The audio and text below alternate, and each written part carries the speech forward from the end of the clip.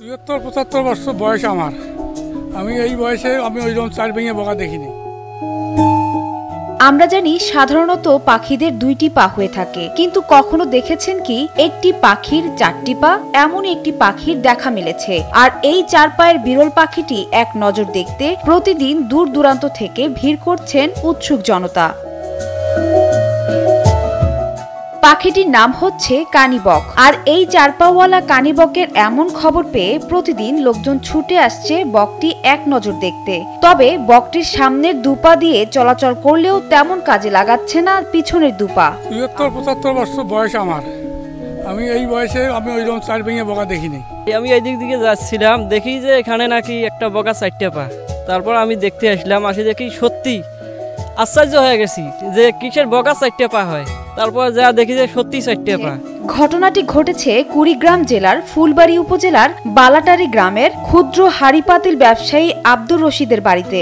গ্রামে গ্রামে ফেরি করে হাড়িপাতিল বিক্রি করে সংসার চালান আব্দুর রশিদ। এক মাস আগে প্রতিদিনের মতো হাড়িপাতিল বিক্রি করে বাড়ি ফিরছিলেন আব্দুর রশিদ। এই সময় পার্শ্ববর্তী খড়িবাড়ি এলাকায় রাস্তার পাশে একটি পুকুর পাড়ে বকটিকে দাঁড়িয়ে থাকতে দেখেন তিনি। হঠাৎ চোখে পড়ে বকটির চারটি পা। পরে কৌতূহল বশত কৌশলে বকটিকে ধরে বাড়িতে নিয়ে আসেন আব্দুর রশিদ। এরপর খবর ছড়িয়ে পড়লে চার পায়ের বক দেখতে আসছেন কৌতূহলী মানুষ। এক দিঘির পাশে দেখি ওই বগাটা ঢুলে ঢুলে লাগাইছি।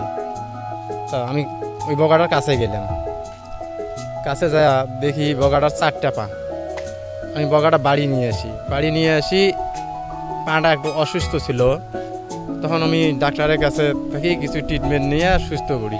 বকের চার পা দেখে হতবাক হয়েছিল ব্যবসায়ী আব্দুর রশিদও। বকটি বাড়িতে আনার পর থেকে খাঁচায় রেখেছেন তিনি। প্রতিদিন ব্যবসার পাশাপাশি বকটির জন্য ছোট মাছ ও ব্যাঙ জোগাড় করতেও সময় ব্যয় করছেন তিনি। পিছনের একটি পায়ে সামান্য আঘাত পাওয়া বকটি সুস্থ হলেই অবমুক্তর কথা জানায় আব্দুর রশিদ।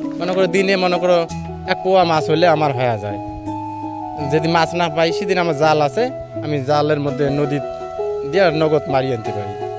বগাটা আমার বাড়ি আসে, আমার মায়া হয়েছে, এই কারণে আমি বগাটা খুব যত্ন করি, গাও ধোয়াই বা সব করি, বা কোনোখানে নিয়ে যাবার হলে সাথে নিয়ে যাই। গ্রামে কানিবক হিসেবে পরিচিত পাখিটি জন্মগত ত্রুটির কারণে এমনটি হওয়ার কথা জানায় স্থানীয় প্রাণী সম্পদ বিভাগ। সৃষ্টিকর্তার এটি একটি অপার নীলা যে অনেক মানুষের ক্ষেত্রেও দেখা যায় যে বিভিন্ন রকম বিকলাঙ্গতা দেখা যায়। সেরূপ প্রাণীর ক্ষেত্রেও অনেক সময় দেখা যায় যে কোনো গরুর দুটি মুখ থাকে অথবা দুটি পা থাকে।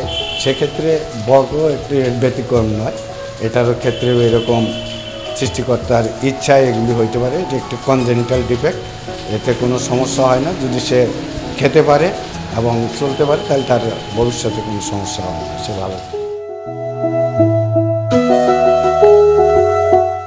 সানজানা তাবাসসুম, বৈশাখী সংবাদ।